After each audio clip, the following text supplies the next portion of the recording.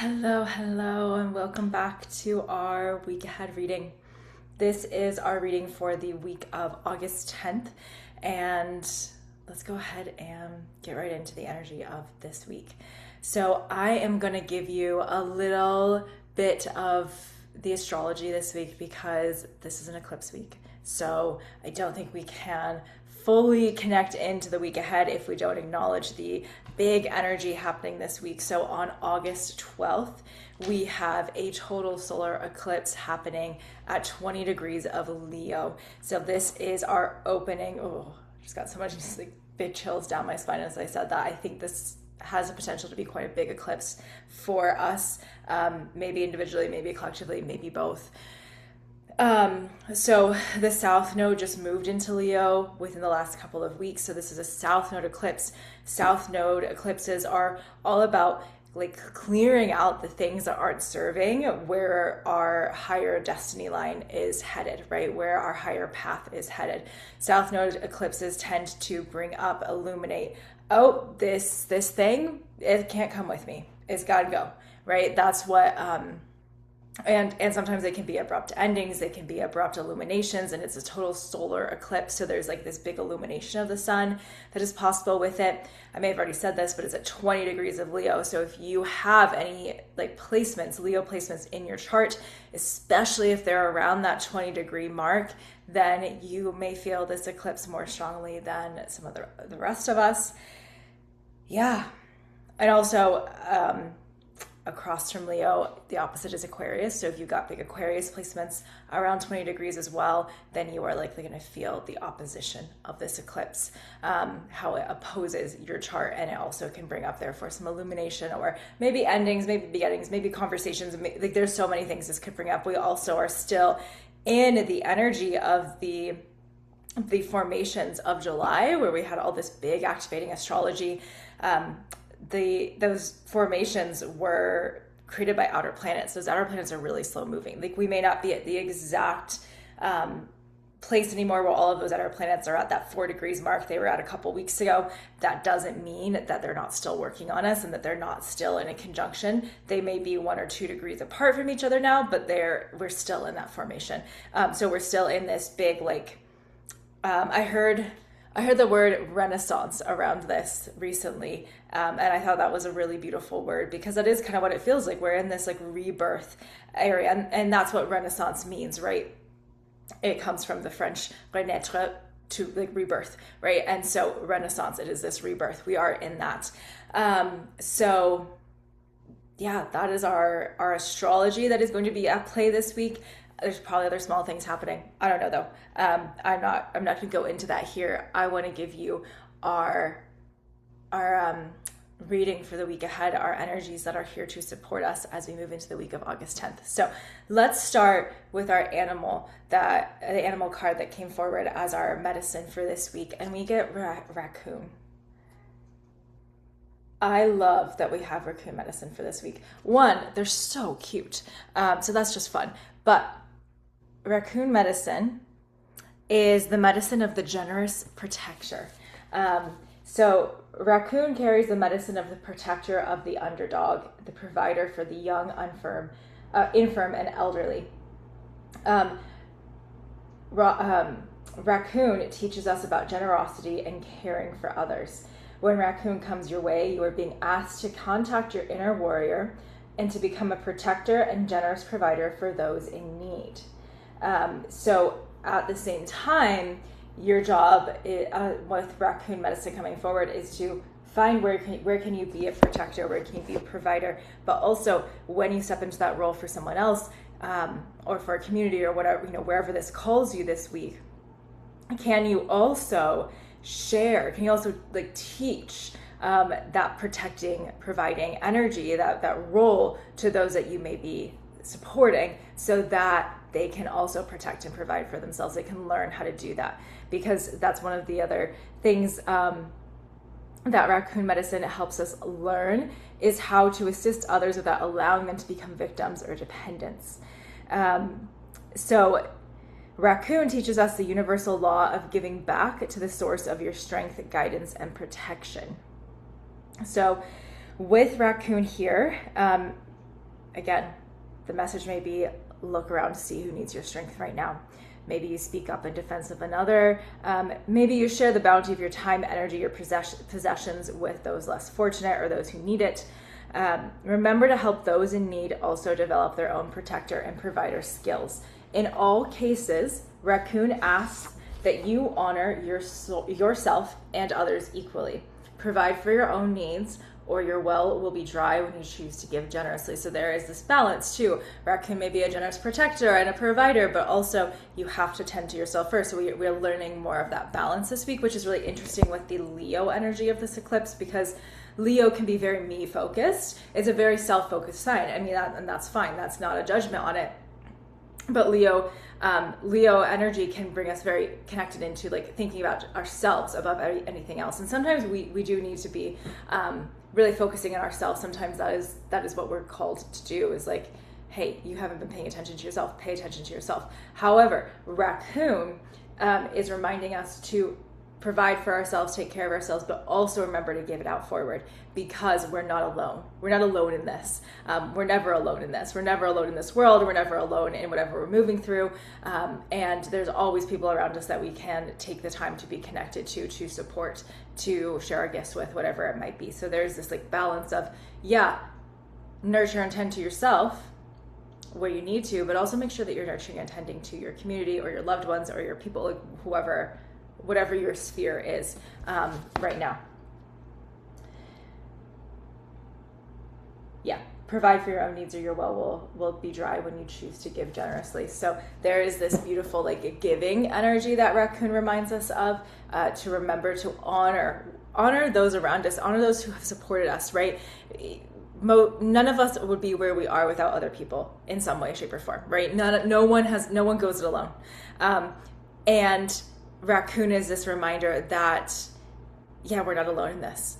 So remember that, honor that, give back, support others, pass it forward and support others in the way that maybe you've been supported before. There may be an opportunity for that this week, while also making sure that you are tending to whatever you need to for yourself. So that's our first overarching energy for the week of August 10th. And then we have 3 runes, and these are eclipse runes, honestly.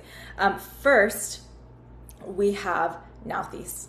Nauthiz is a rune that asks us to get really clear on what we actually need. It's a rune of need. It's like, Nauthiz comes up in a reading and it's like, I don't care what you want. Do you actually need that? Right? I'm going to make a ridiculous example. You might want something like super material, right? Like you might want, let's think like, I don't know, a diamond ring. You might want like super expensive car. You might want a nice new like gaming station, whatever it might be, right? You might want something, but do you actually need it, right? These things that obviously your wants might not be as grand as those. I'm trying to give you an exaggerated example. It could be like you think, oh, I really want this opportunity. And like, do you actually want it? Do you actually need it, right? You may actually want it, sorry, but do you actually need it? You know, if you got that opportunity, would you actually be happy that you got it, right? Or is it your ego that wants it? And I really think Nauthiz this week is asking us to differentiate between what our ego wants versus what our soul actually needs, right? And so again, your ego wants may not be as anywhere near as grand or obvious as the examples I gave you. That's kind of my point. They're probably not gonna be.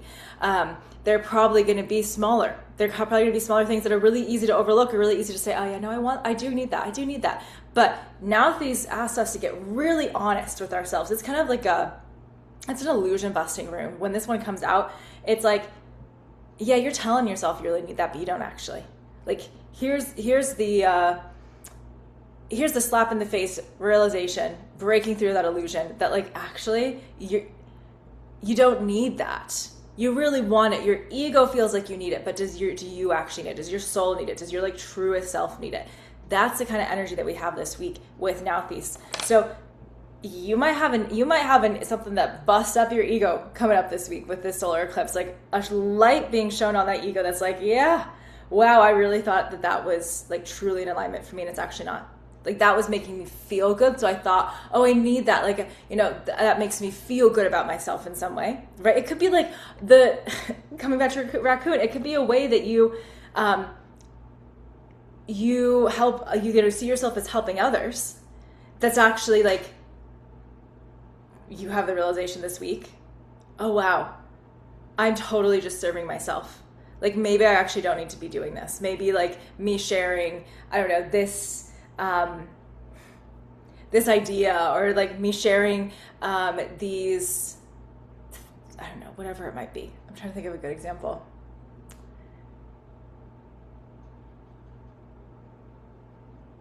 Well, like think about, being in a conversation with somebody where you're like, oh, I really want to share this thing with them. Like I think it would really help them. I think this would help their life.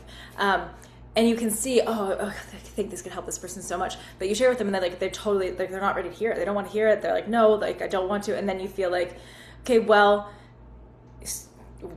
they're not listening to me. And I can see what they need, right? That can feel to the ego like I needed to share that. It was so strong in me. I needed to share it to them. And like they needed to hear it. Maybe they couldn't hear, maybe they didn't want to hear it, but they needed to. But that can be ego, right? That can be Nauthies coming in and being like, you didn't need to say that. Actually, that was your want to say that because you want to share that, but that person didn't actually want to hear it. That person didn't ask for your information. They didn't ask for your opinion, right? That's an example of how this could be. It could be very subtle this week, so pay attention. That's eclipse energy, right? And then it comes along with Hagelas. Hagelas is the rune of bridging from one reality to the next. And it is a rune that does mean a storm is coming. So we could see shakeups happening. Uranus has been part of all the things that have been happening astrologically. We have had Uranus in the mix, and Uranus can bring those shakeups. So maybe we get a shakeup this week. Maybe it's collective. Maybe it's individual. Maybe this week you finally make the leap from one way of being to another. Maybe you let go of something that you thought you needed, but you actually just wanted, and it wasn't serving you, and you let it go, and you're able to bridge from one reality to another, and you finally make that, what we love to call things like quantum leaps. Like, I'm not saying I have a quantum leap this week, but really a quantum leap is just... It's just when the final piece falls into place of something you've been working on, and then all of a sudden you're like, that has changed, but it wasn't actually all of a sudden. It may look all of a sudden from the outside, but you've been doing months, weeks, years of work to get there, right? This could be one of those weeks where perhaps some of that energy starts to compress and come together to that point where you can bridge from one reality to the next, or maybe you start the process of bridging into something new, or maybe you're thrown into a new shakeup this week, right? Everyone's going to receive this differently. Some people are going to feel like, I'm stepping into that new reality I've been working to bridge onto for years. Some people are going to be like, oh my goodness, what I thought was my reality, totally blown up, or maybe cracked. It may not be as intense as totally blown up, but that was a crack this week and I can't go back. I can't repair that crack because I don't need to repair that crack. I need to let it crack and see what's happening. So then there's some goodness here. I know these runes are a little more intense and can be like, oh my goodness, what's going to happen this week? But then we have Fehu, the rune of the goddess Freya.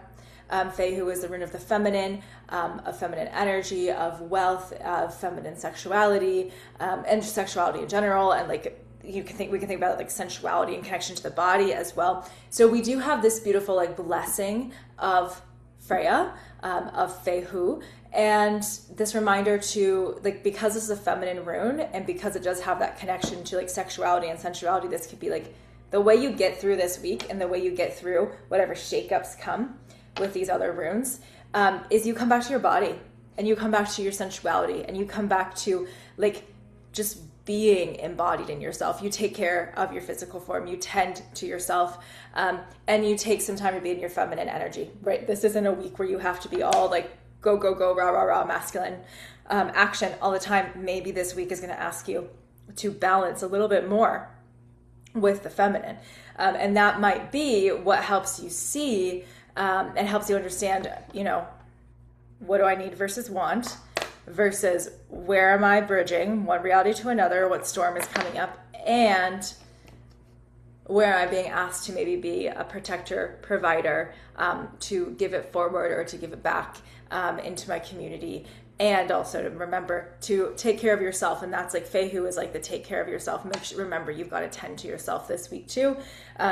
We can tend to others, but we can only tend to others as much as we tend to ourselves and as much as we receive, right? We can't just give, we have to receive, but we also can't just receive, we have to give. And this week feels like it. Perhaps for some of us, it may remind us of the balance of those two things and like give us a new balance maybe that we needed, that we've forgotten how to be in that balance, and we get a reminder this week. So that's some big energy. That's some big energy. But of course it is. It's an eclipse week. So yeah, that's our reading for the week ahead, for the week of August 10th. Anything else? Let's see, just intuitively coming forward.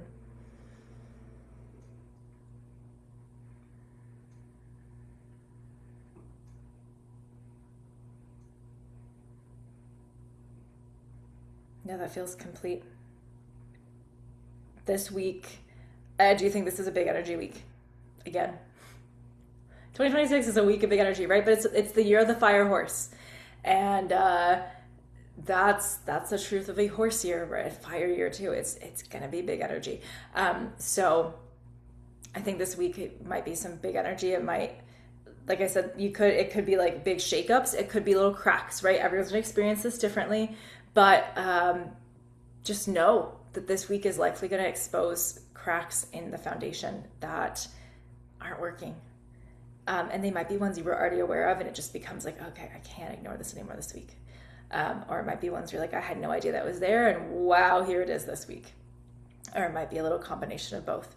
So don't approach it with fear. That's never that's never going to be my advice. My advice is always going to be approach it with awareness. That's why I do these week ahead readings and tap into the energy of the week, as opposed to saying this is what's going to happen this week. Here's the energy we're playing in, right? We're playing in the energy of Raccoon teaching us, generous protector and provider. We're playing in the energy of Fehu reminding us to come back and be embodied, as we're also playing with Nauthiz and Hagelas teaching us what we need and how to like come down to what do I actually need, and perhaps bringing in some kind of storm or shakeup or bridging of one reality to a next. We're playing in these energies. These things are in the background, and being aware of them can just help us to be aware and ready for the week. And then we meet whatever the week brings us, right? Who knows what this week is going to bring each of us individually, what it's going to bring us collectively. But we know this week has some energy. This week has some energy that might shake things up. This week has some energy that might show us what we've been missing. It might give us some more clarity on something. This week has energy that might teach us a new balance around protecting and providing and taking care of ourselves and taking care of others. And how do we want to meet that? And just be aware of that as we move through the week. So I hope this serves. As always, I'd love to hear anything that comes through for you as you watch this or as the week goes on. If you want to share anything, I'm always love to hear it. And if you do appreciate and enjoy these readings, I would love if you would subscribe and follow along on Substack. And if you are interested,